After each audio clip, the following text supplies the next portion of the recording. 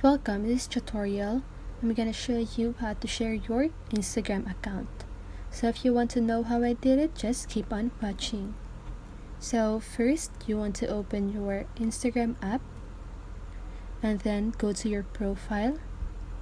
So you can go to your profile by clicking the profile button on the lower right side of your screen, and then click share profile. Then here you can just show to your friends your QR code, or you can just click share profile. Then here you can share your profile now. You can send it to any platform that you are using, or you can just click copy link and then paste that link to your messages. Okay, then send that link to your friend.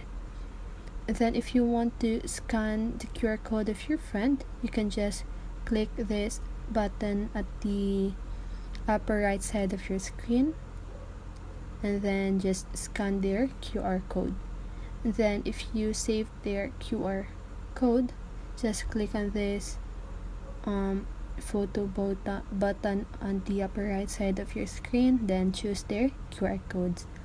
And then that's it. I hope this video helps you, and if it did, make sure to like, subscribe, and hit the notification so you won't miss a video.